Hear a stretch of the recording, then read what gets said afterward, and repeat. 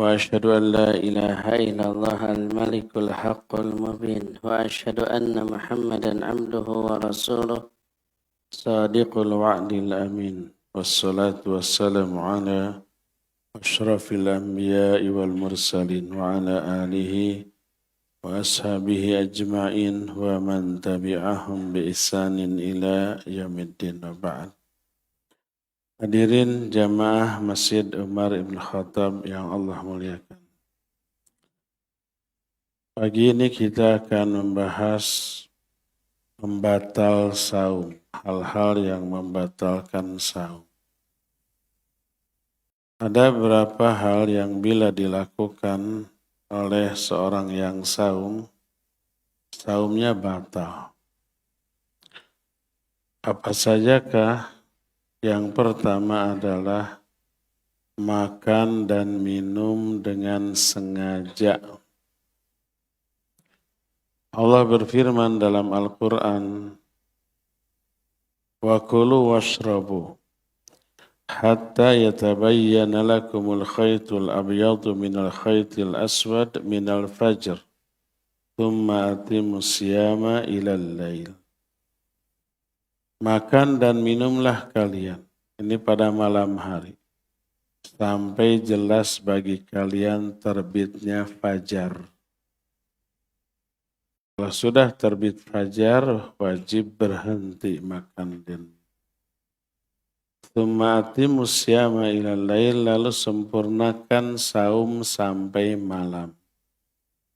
Maksud sampai malam ila awwalil lail, sampai awal malam. Ditandai dengan terbenamnya matahari. Jadi sebelum fajar subuh boleh makan minum. Setelah fajar berhenti, menunjukkan makan minum setelah fajar ketika saum adalah membatalkan saum tersebut. Dengan catatan makan dan minumnya ini kalau sengaja, dalam keadaan sadar dan ingat bahwa dia sedang saum. Adapun kalau tidak sengaja atau lupa, maka boleh. Artinya tidak membatalkan saum. Kata Nabi SAW dalam hadis sahih riwayat Bukhari dan Muslim, man idza nasiya fa akala wa syariba falyutimma saumahu fa innama at'amahu Allah wa saqah. Apabila seorang lupa bahwa dia sedang saum, biasanya hari pertama tuh, mungkin setelah sahur, sholat subuh, beres sholat subuh, tidur lagi. Bangun jam 8. Ketika bangun jam 8, lulungu. Masih merasa belum Ramadan, langsung ke dapur, langsung bikin kopi. Lupa bahwa dia sedang saum. Setelah habis 2 piring dan 1 cikopi, baru ingat, aduh sedang saum. Maka tidak batal. Apabila seorang lupa, lalu makan dan minum, sempurnakan saum. Karena sungguhnya Allah hanyalah memberi makan dan minum kepada dia di tengah saum. Kalau lupa. Dalam hadis yang lain, riwayat Imam At-Tahawi dalam kitab Syarhu Ma'anil Athar. Juga Imam Al-Hakim dalam Al-Mustadrak. Berkata Rasul sallallahu alaihi wasallam, innallaha wada'a an ummati al-khata' wan nisyan wa mastukrihu alaih.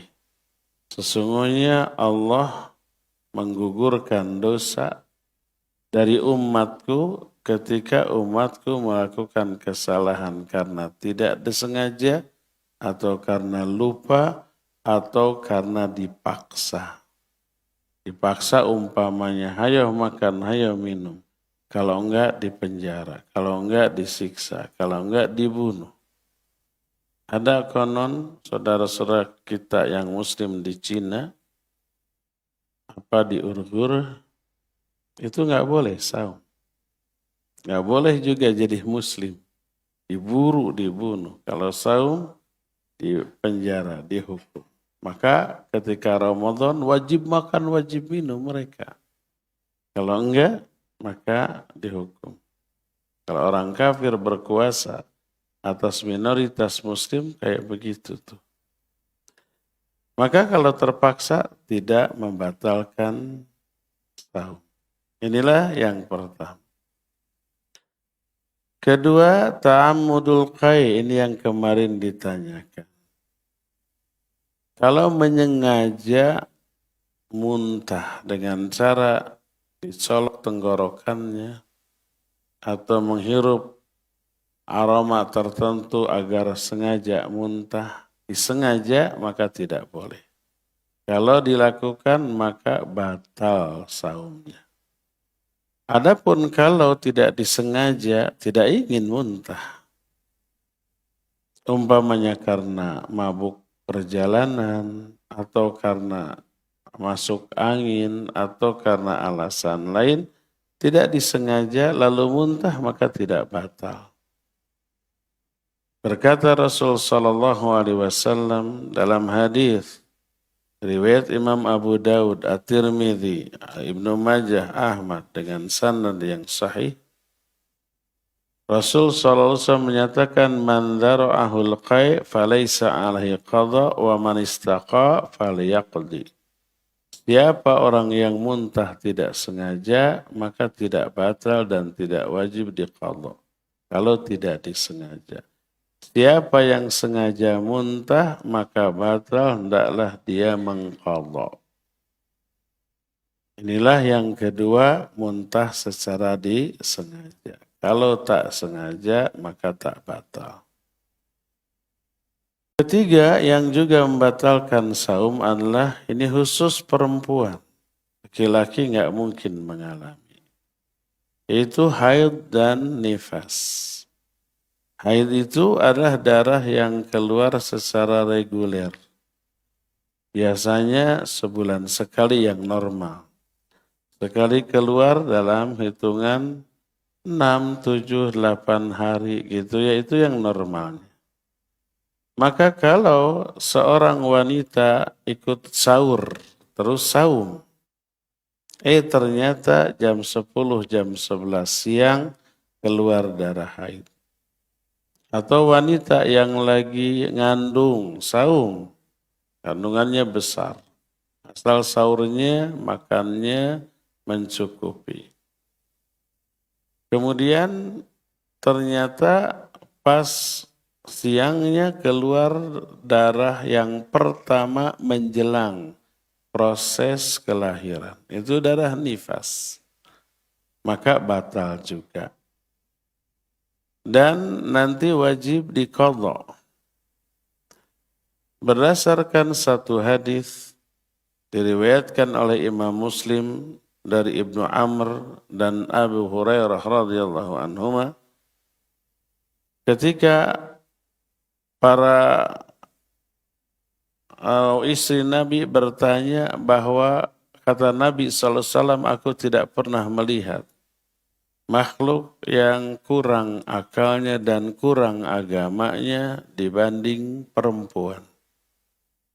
Jadi perempuan itu makhluk yang kurang agamanya, kurang akalnya. Jangan protes ke saya, ini kata Nabi SAW. Maka para istri Nabi bertanya, kaifa dzalik, bagaimana? Kok bisa begitu? Apa bukti bahwa wanita itu kurang akalnya? Kata Nabi SAW, bukankah persaksian satu laki-laki sebanding dengan 2 perempuan? Ya, dan itu adalah fadzalika nuqsanu aqliha. Itu adalah bukti kurang akalnya wanita. Pelupa, suka gagal faham, suka salah faham. Terus adapun kurang agamanya kata Nabi SAW, alaisa idha hadat lam tusalli wa lam tasum.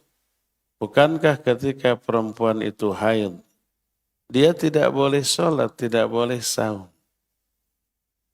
Qulna bala. Kami semua menjawab, iya.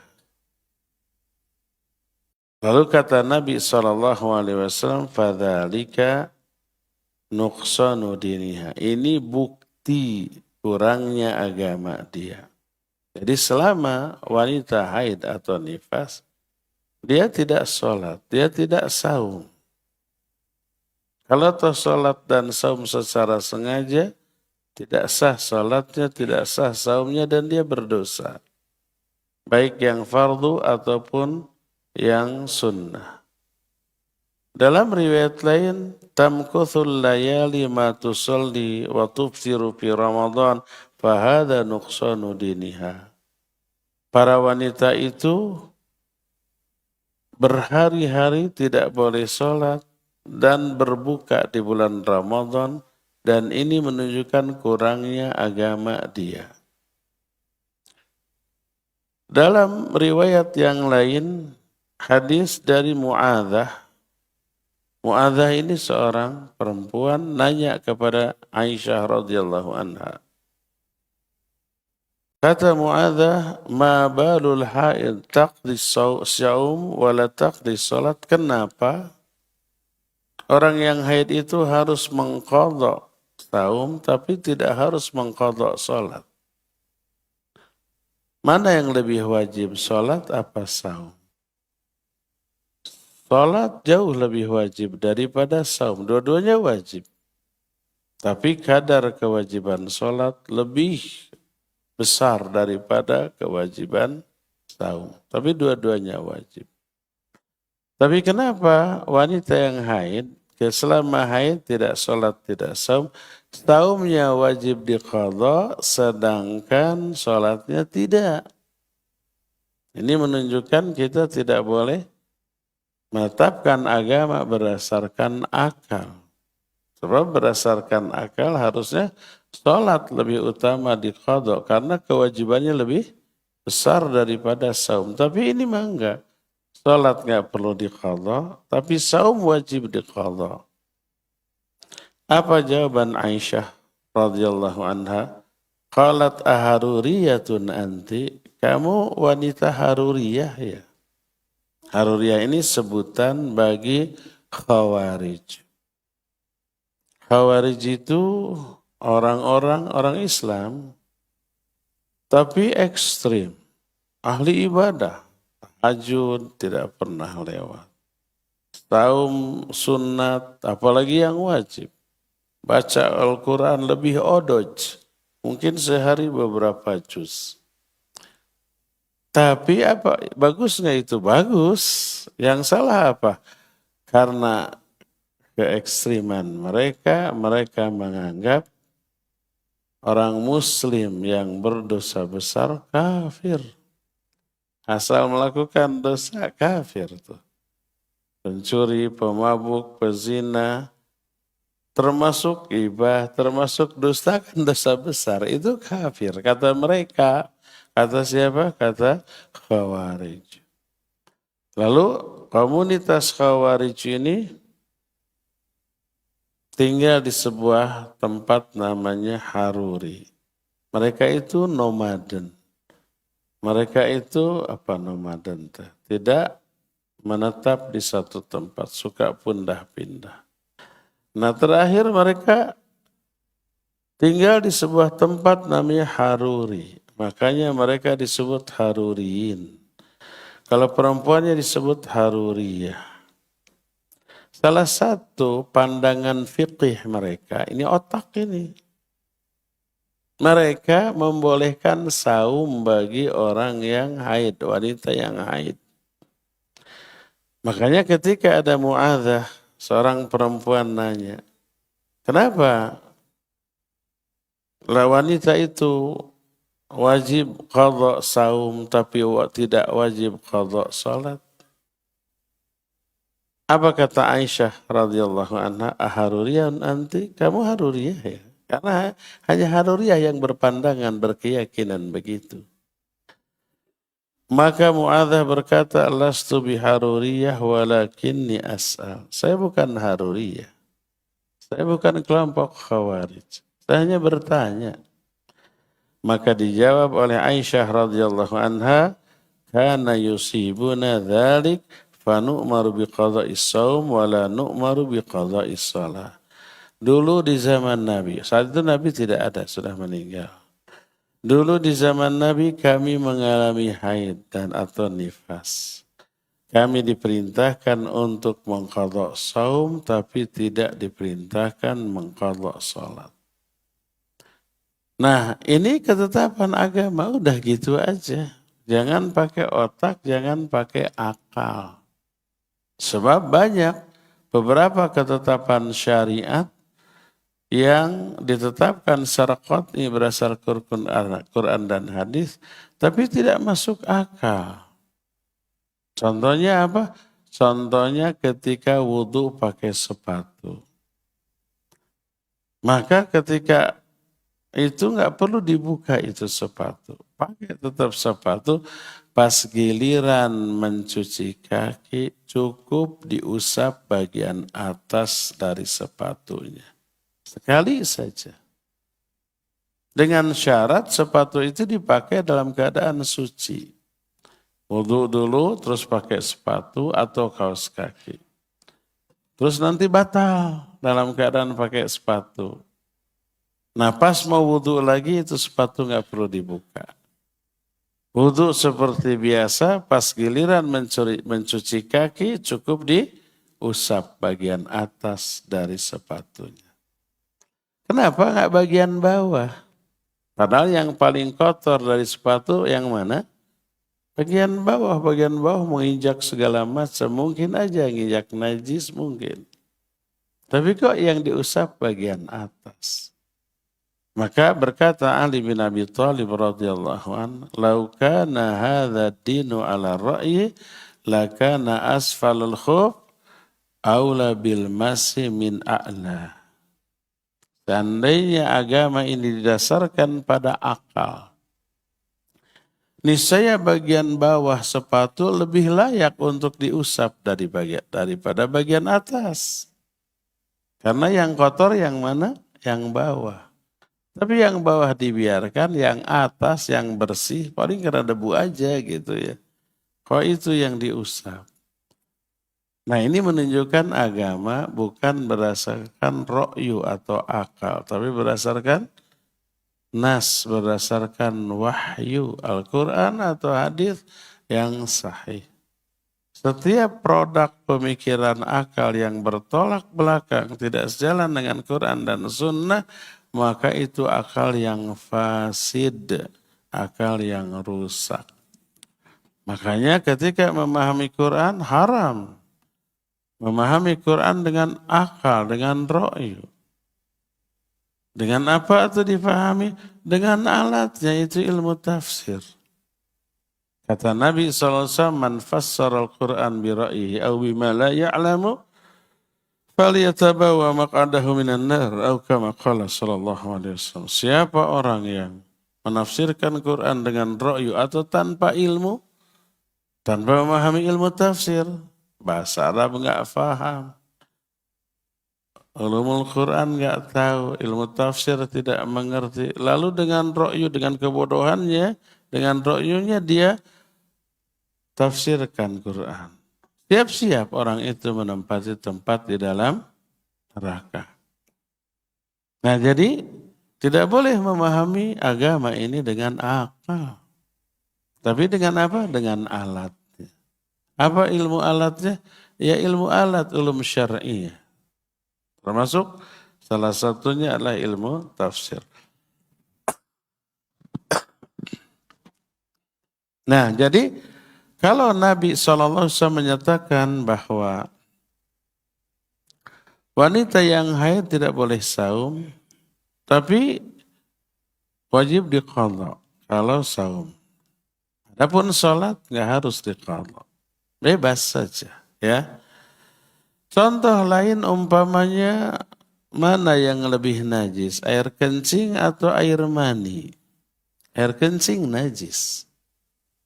Kalau kena baju atau tubuh kita wajib dicuci. Kalau masih ada najis di pakaian atau di kaki umpah terus sholat, nggak sah sholat. Jadi air kencing najis. Adapun air mani tidak najis. Makanya Nabi SAW pernah kata istrinya, Nabi SAW pakaian terciprati air mani habis berhubungan dengan istrinya. Lalu setelah kering beliau mengerik bekas air mani. Terus lalu sholat dengan memakai itu. Dikerik tidak akan hilang. Menunjukkan itu tidak najis. Jadi antara air seni, air kencing dengan air mani lebih najis air kencing. Air mani tidak najis. Tapi kenapa kalau keluar air kencing yang najis tidak wajib mandi, tapi wajib wudhu. Tapi kalau keluar air mani wajib mandi besar, dikeramas semuanya. Logika nggak boleh dipakai di sini. Ini air mani kan nggak najis, keluar berarti cuma batal wudhu aja kayak kencing. Terus sholat, nggak boleh, wajib mandi. Ini contoh. Contoh lain, mana yang lebih besar dosanya, membunuh atau berzina? Membunuh lebih besar, bukan berarti berzina kecil, itu gede. Tapi membunuh lebih besar. Tapi kenapa saksi untuk pembunuhan cukup 2, saksi untuk perzinahan harus 4. Padahal lebih besar membunuh kadar kejahatan. Kalau berzina tidak ada unsur kezaliman. Kalau membunuh iya.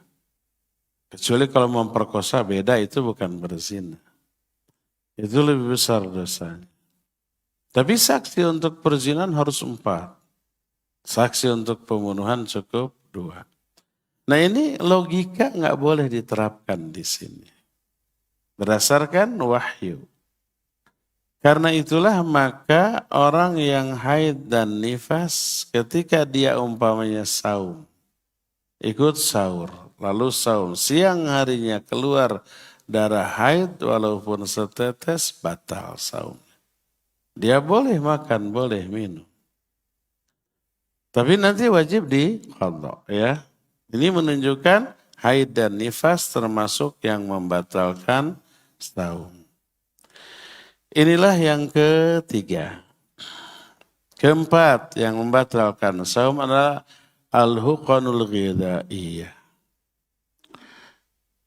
Maksudnya adalah al-huqanul ghidaiyah itu suntikan atau infusan yang memasukkan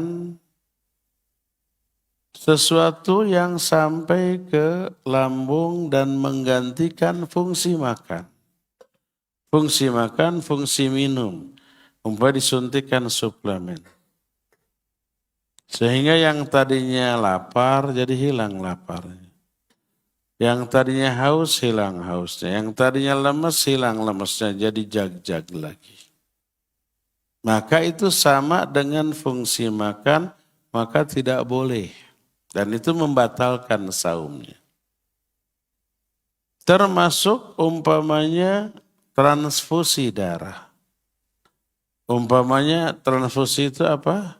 Dimasukkan darah ke dalam tubuh kita. Karena kita umpamanya kurang darah atau yang lain-lain. Lalu kita ditransfusi. Maka batal. Kenapa? Karena darah itu adalah makanan itu sendiri. Di dalam darah terkandung semua makanan. Ada nutrisi, ada oksigen. Itu yang dibutuhkan oleh tubuh kita. Sama dengan makan. Maka transfusi darah juga tidak boleh. Dan itu membatalkan saumnya. Ya. Adapun kalau suntikan atau infusan tersebut bukan pengganti fungsi makan, tidak masuk ke dalam lambung atau tenggorokan, dan tidak mengandung nutrisi suplemen seperti yang terkandung dalam makanan dan minuman. Hanya obat, maka boleh dan tidak membatalkan saumnya. Karena itu kalau ada yang sakit di antara kita lalu ke dokter, oleh dokter ini harus disuntik. Tanya dulu, dok, isi yang disuntikan apa? Oh, ini suplemen biar vitamin ini biar kuat. Batal, tidak boleh. Tapi ini obat. Dengan nutrisi, suplemen, vitamin, enggak. Setelah disuntik, sebelum disuntik lapar, setelah disuntik tambah lapar. Atau tidak ada pengaruhnya, tetap lapar, tetap haus, tetap lemas. Karena hanya obat, maka boleh. Boleh enggak dicabut gigi? Boleh. Walaupun sebelum dicabut pasti diapain dulu? Disuntik. Tapi yang disuntikan apa? Obat baal. Tidak ada pengaruhnya kepada lapar dan haus. Maka tidak apa-apa.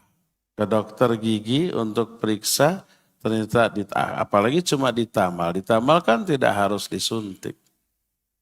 Hanya dibersihkan saja terus ditambal sementara atau tambal permanen. Adapun ini harus dicabut. Dan akibatnya harus disuntik, baal, nggak apa-apa. Tidak membatalkan saum karena tidak ada sesuatu pun yang masuk ke tenggorokan sampai kemana? Ke lambung kita, ke perut kita, maka tidak. Walaupun ada rasa ke tenggorokan, ya, tapi bukan berarti ada yang masuk. Itu hanya mungkin uapnya atau mungkin ada keterkaitan syaraf antara tenggorokan dengan mulut. Makanya kan ada kaitan antara tenggorokan, telinga, dan mulut ya, hidung. THT. Telinga, hidung, telinga. Kan telinganya ada dua, kiri, kanan. THT. Telinga, hidung, telinga. Satu lagi tenggorokan. Jadi THTT. Jadi infusan dan suntikan yang memasukkan suplemen, vitamin, atau nutrisi, atau apapun yang berfungsi pengganti makan, maka itu membatalkan. Maka tidak boleh ya. Inilah yang berapa? Kelima, dan ini poin terakhir yang membatalkan saum kita adalah jima', melakukan hubungan suami istri. Tak ada ikhtilaf di kalangan para ulama bahwa jima' atau hubungan suami istri ini membatalkan saum. Bagaimana kalau lupa? Ya, kalau lupa sama dengan makan. Hari pertama saum umpamanya ya, lupa ba'da sahur, salat subuh, lalu tidur dua-duanya suami istri. Pas bangun lupa bahwa itu sudah saum. Karena hari pertama biasa suka lupa. Kebiasaan bangun tidur tuh langsung melakukan hubungan. Setelah beres pas mandi, astagfirullah kita tuh lagi saum. Tapi lupa. Saya nggak tahu ada nggak kasus melakukan hubungan suami istri tapi lupa lagi saum. Mungkin saja ada. Maka tidak batal. Teruskan saumnya. Adapun kalau di tengah-tengah belum selesai melakukan lalu ingat kita tuh sudah saum. Kan lupa, teruskan saja. Ya batal karena sudah ingat di tengah-tengah. Wajib berhenti. Ya. Berhenti wajib. Tapi kalau umpamanya benar-benar lupa maka tidak apa-apa. Ayatnya dalam Al-Quran dan hadis Nabi SAW jelas. Allah menyatakan dalam Al-Quran, "Fal'an bashiruhunna wabtaghu ma kataballahu lakum." Ayat sebelumnya, uhillat lakum lailatas siyam, uhilla lakum lailatas siyam arrafathu ila nisaikum. Telah dihalalkan bagi kalian berbuat rafas pada malam hari Ramadan dengan istri kalian. Malam harinya boleh habis maghrib, umpamanya langsung melakukan hubungan boleh. Atau habis tarawih. Pokoknya sebelum sahur. Maka dibolehkan. Sama dengan makan dan minum. Tapi pas setelah subuh, adzan subuh berkumandang, memulai kita saum, tidak boleh lagi melakukan hubungan suami istri. Kata Allah, fal'an bashiruhun. Sekarang setelah maghrib, silakan kalian melakukan hubungan dengan istri kalian. Maka dibolehkan kalau sudah berbuka. Adapun siang hari ketika saum, maka tidak boleh. Dan ini membatalkan saum kita. Malah selain saum, selain batal, wajib diqadha plus ada kifarat. Apa kifaratnya? Kifaratnya itu saum 2 bulan berturut-turut. Tanpa ada jeda, tanpa ada batal walau sehari tanpa uzur. Kalau udah 58 hari kita membayar kifarat, tinggal 2 hari lagi, ternyata hari ke-59 batal. Itu harus diulang dari awal. Kecuali kalau batalnya ada uzur. Apa uzurnya? Contohnya sakit atau safar. Atau hari yang diharamkan untuk saum seperti Idul Adha dan hari-hari tasyrik. Umpamanya tanggal 1 Dzulhijjah, dia memulai membayar kifarat Ramadan kemarin. Tanggal 1 Dzulhijjah. Sampai tanggal 9 Dzulhijjah. Nah tanggal 10, 11, 12, 13-nya nggak boleh saum. Karena saat itu saat yang diharamkan saum. Maka nggak apa-apa kalau itu karena ada uzur syar'i. Nanti dilanjut lagi tanggal 14-nya. Kalau tidak sanggup membayar atau membayar kifarat dengan saum 2 bulan berturut-turut, maka bebaskan budak. Bukan budak letik, tapi hamba sahaya. Sekarang nggak ada hamba sahaya. Ganti dengan memberi makan 60 fakir miskin. Sebagaimana diterangkan dalam salah satu hadis yang diterima dari Abu Hurairah radhiyallahu anhu. Kata Abu Hurairah, atahu rajulun. Faqala ya Rasulullah halaktu. Ada seorang datang kepada Nabi SAW lalu berkata, wahai Rasulullah aku binasa. Celaka aku. Ditanya oleh Nabi SAW, ma'ahlakaka, apa yang membuatmu celaka? Orang itu menjawab, waqatu ala imra'ati fi Ramadan. Saya menggauli istri saya di bulan Ramadan. Maksudnya di siang harinya. Kalau di malam hari boleh. Apa kata Nabi SAW, hal tastati'u an ta'qita raqabah, an ta'tiqa raqabah. Apa kamu mampu membebaskan seorang budak? Dia bilang, lah, tidak. Karena dia nggak punya budak. Kalau beli dulu mahal, nggak punya uang. Lalu kata Nabi SAW, hal tastati'u antasuma syahrain mutatabi'ain. Kamu mampu nggak melakukan saum 2 bulan berturut-turut? Orang itu menjawab, lah, tidak. Lalu ditanya lagi, hal tastati'u antut'ima sittina miskina. Kamu mampu nggak memberi makan 60 fakir miskin? Kalau umpamanya satu porsinya 30.000 katakan. Kali 60 sabar 30.000 kali 60 1.800.000 ya. Punya uang nggak 1.800.000? Belikan makanan, bagikan ke 60 fakir miskin. Dia menjawab, la, tidak. Orang ini nggak mampu membayar kifarat, tapi berani melanggar. Apa kata Nabi SAW? Fajlis, duduk kamu di sini. Fajalasa. Orang itu duduk. Lalu Nabi SAW masuk ke rumahnya dan keluar lagi membawa sekantung kurma. Apa kata beliau? Fatasaddaq bi, ini sodakohkan kurma ini. Jadi kalau nggak mampu memberi fakir miskin, 60 orang fakir miskin, boleh bersodakoh semampunya sebagai ganti dari yang tadi. Nih saya kasih, sodakohkan ke orang yang miskin. Apa kata orang itu? Ma baina labitaiha ahadun afqaru minni. Tidak ada seorang pun yang lebih fakir, lebih miskin di daerah saya kecuali saya. Nggak ada, saya paling miskin nih.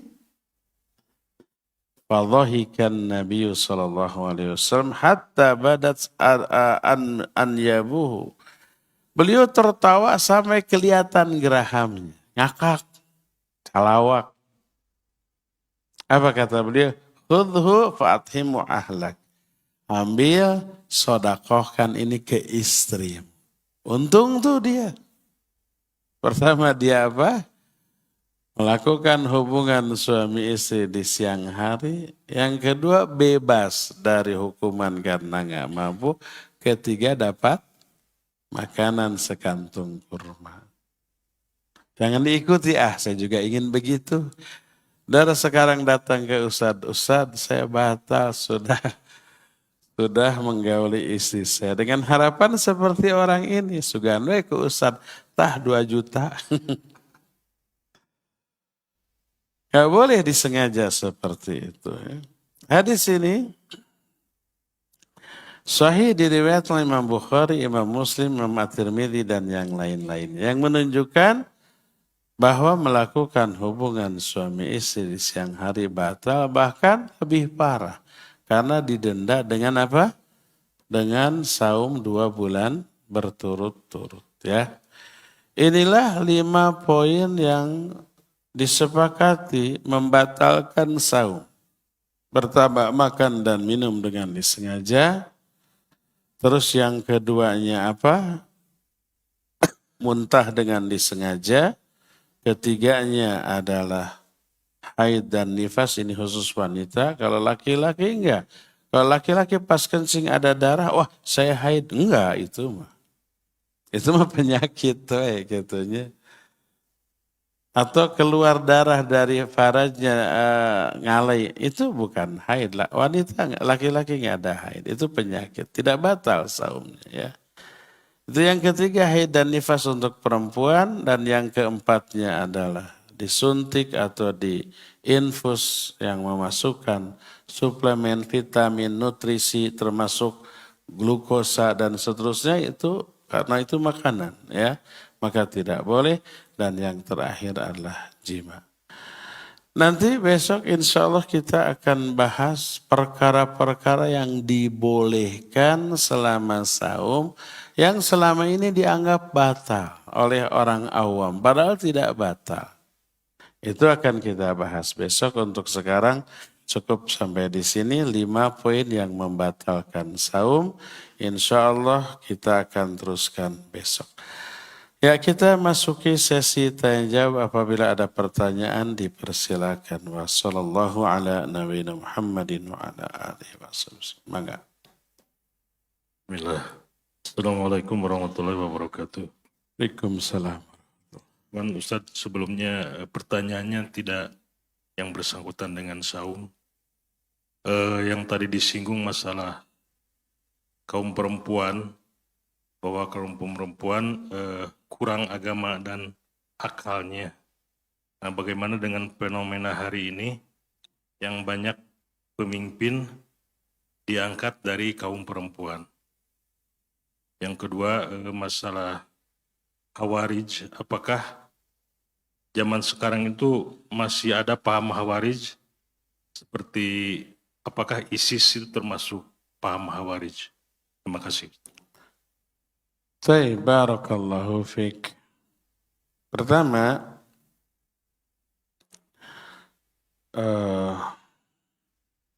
pemimpin seorang perempuan.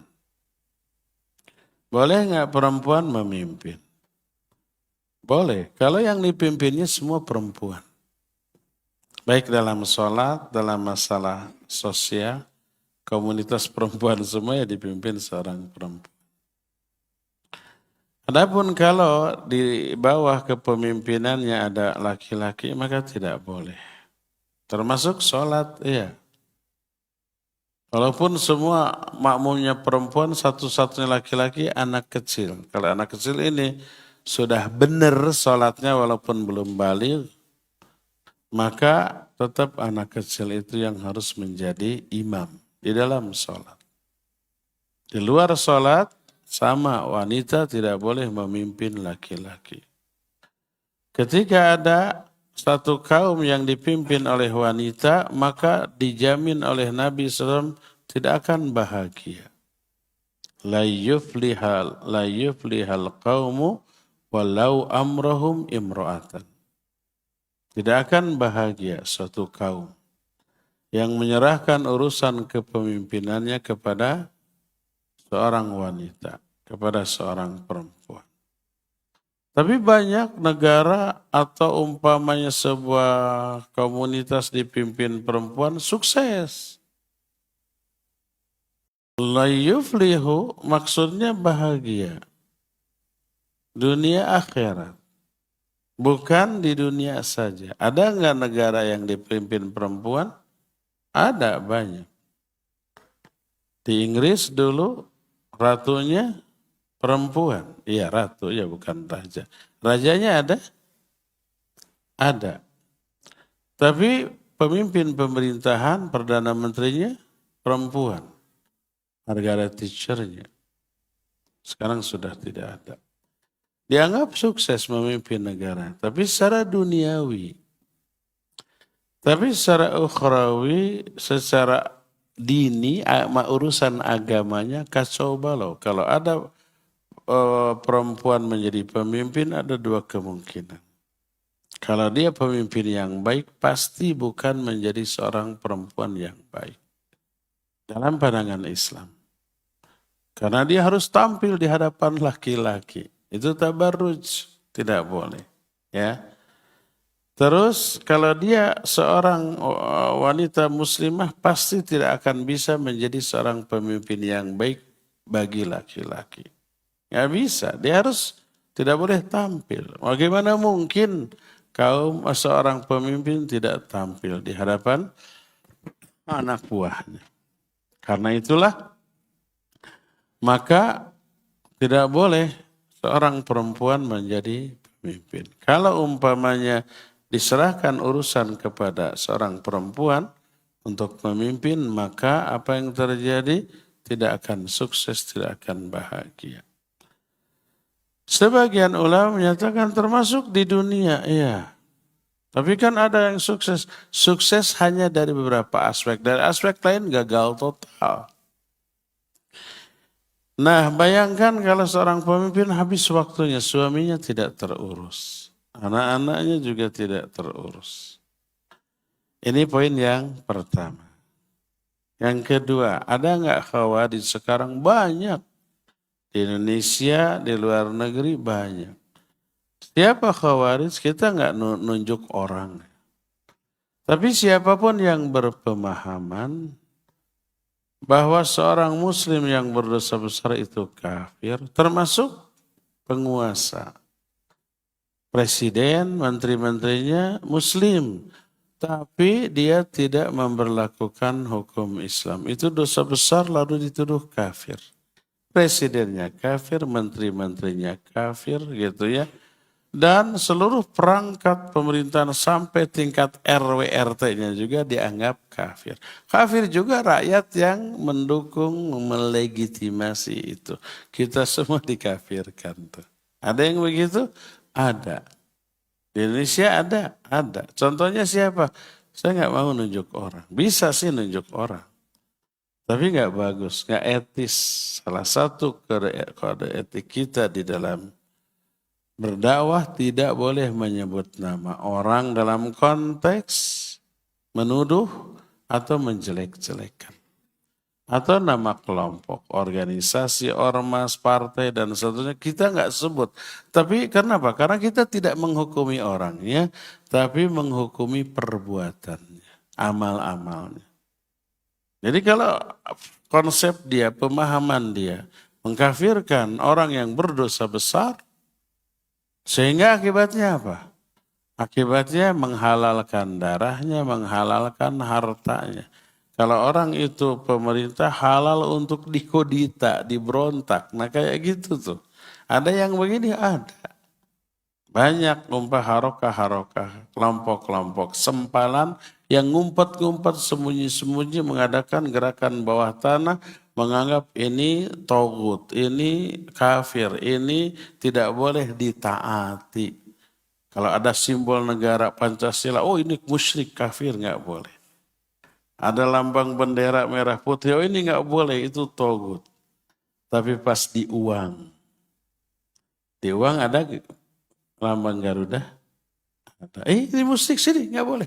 Nah itu mah nggak bisa, tetap disakuan gitu mereka gitu ya.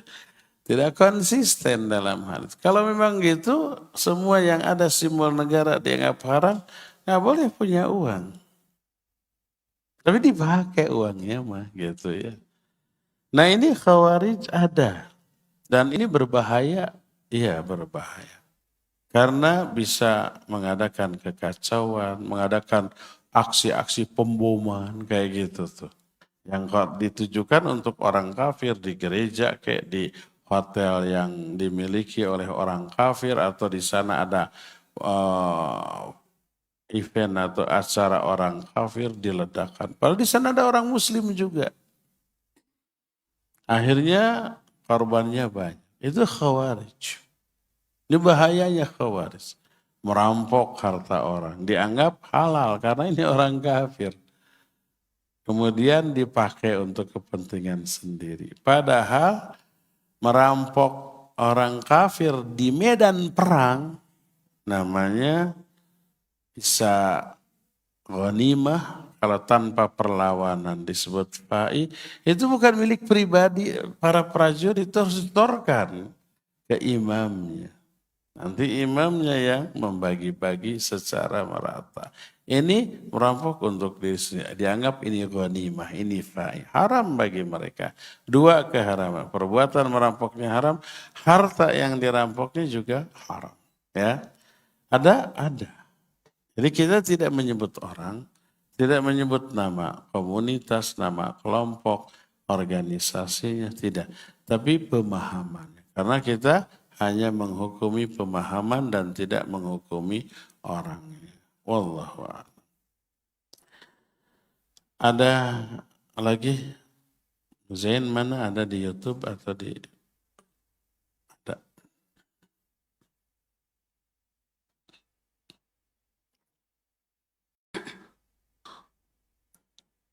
Sebentar.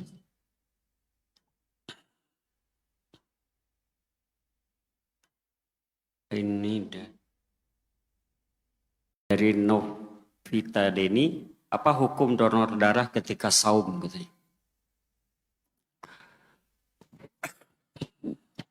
Iya. Bolehkah menjadi donor darah ketika saum? Nah, nanti ini akan dibahasnya besok. Termasuk dalam pembahasan perkara-perkara yang dibolehkan, boleh dilakukan ketika saum. Nah yang dibolehkan ini ada yang disepakati, ada yang diikhtilafkan. Termasuk kalau tadi transfusi darah membatalkan saum. Karena darah adalah makanan. Sekarang sebaliknya, bagaimana kalau mengeluarkan darah dengan disengaja? Contohnya apa? Bekam. Contohnya fasdo. Contohnya donor darah tadi. Dibolehkan enggak? Ya. Menurut pendapat yang lebih rajih itu termasuk perkara yang mubah dilakukan selama saum. Walaupun ulama tidak sepakat. Sebagian menyatakan batal, sebagian ada yang menyatakan tidak. Termasuk berbekam ketika saum. Kata Nabi SAW dalam salah satu hadis, batallah orang yang membekam dan yang dibekam. Tapi dalam hadis lain Nabi SAW berbekam padahal dia sedang saum. Itu ditarjih oleh para ulama. Ya, makanya ulama ikhtilaf, ada yang menyatakan itu batal, ada yang menyatakan itu tidak batal. Tapi yang rajih itu mubah, boleh. Nah, apa dalilnya besok kita beberkan. Jadi mengeluarkan darah menurut pendapat yang lebih rajih tidak membatalkan saum. Ada yang membatalkan? Ada. Ini masalah khilafiyah. Tapi yang lebih rajih, yang lebih kuat tidak batal. Apapun bentuk mengeluarkan darah yang sengaja itu. Seperti contohnya tadi adalah dibekam, difasdu, atau menjadi donor darah diambil, atau orang periksa darah ke lab. Otomatis harus diambil kan? Walaupun tidak sebanyak donor darah, tidak sebanyak fasdu, hanya diambil paling nggak sampai 100 cc lah. Kemarin saya diambil darah, bukan kemarin, sebelum saum, hari Jumat, hari terakhir bulan Syawal. Diambil 3 labu kecil gitu. Nah, cuma segitu. Kalau fasdu bisa 200 cc. Kalau donor bisa 400 sampai 500 cc ya. Ya, itu tidak membatalkan. Karena apa? Sebaliknya dari makan. Tidak ada dalil yang membatalkan. Kalau makan memasukkan sesuatu ke dalam tubuh berupa nutrisi, maka donor, fasdu, bekam, itu sebaliknya mengambil makanan dari tubuh kita, maka tidak membatalkan. Ya, dalil yang lebih rincinya insya Allah besok kita akan bahas. Cukup dulu ya sampai di sini. Insya Allah kita akan lanjut besok membahas perkara yang dibolehkan ketika saum. Subhanakallahu bihamdik asyhadu an la ilaha illa anta astaghfiruka wa atubu ilaik. Walhamdulillahirabbil alamin. Wassalamualaikum warahmatullahi wabarakatuh.